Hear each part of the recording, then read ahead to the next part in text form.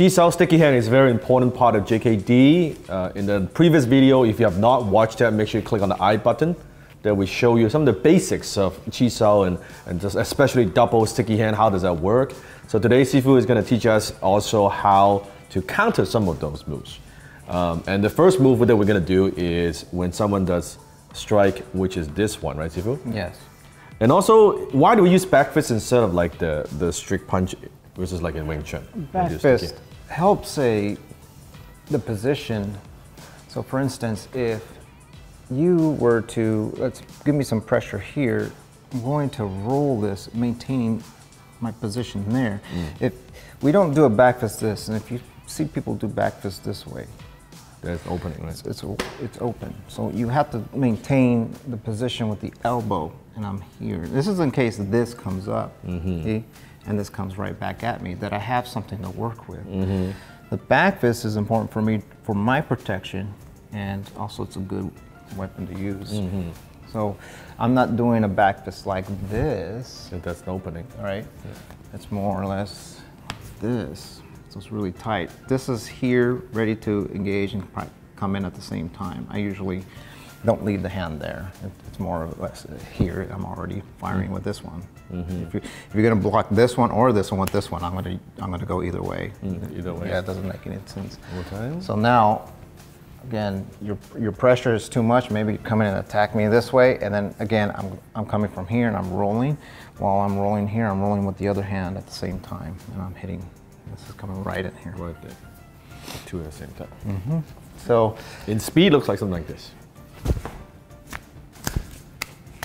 Okay. So. That's it. Because this could come back at me. If you come back at me with this one, that's why this is going to carry it right back in. Yeah. I'm always being aware with what the other hand is doing. So you coming in, I hit, right? This one's rolling in. This one's throwing the punch. Now, see? Now I'm in.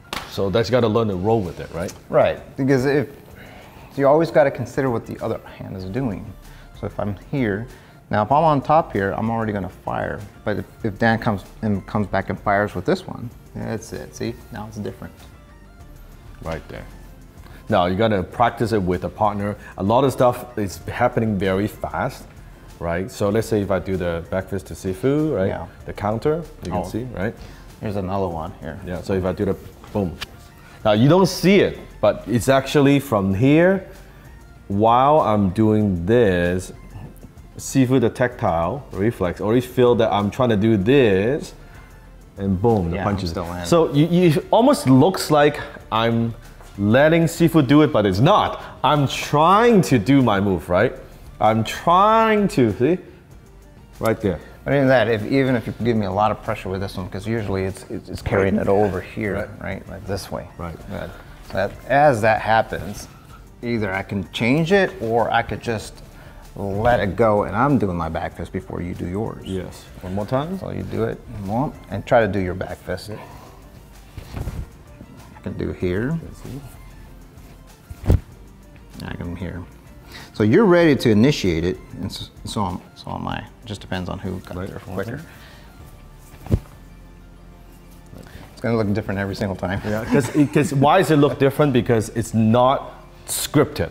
It depends on what energy that I'm giving Sifu, right? It could be here, right? It could be more here, right? It could be more in the center, right? It all depends. So that's why it's a sensitivity drill. It's training your sensitivity, your reflexes. See, what about the other one? Well, I think what's good to start drilling would be, okay, so let's say for you people that don't have Chi Sao training and you want to learn, a good start would be, but first of all, we have to get through the whole basics of Chi Sao. But once you get the roll down and then it's here, I think the great way to start would be to fire with this hand as you're moving. Okay, so you can't go 1, 2, 3, and then hit. It takes too long. Yeah. You got to go and do it while you're in motion and hit. So you flow with it. Yeah.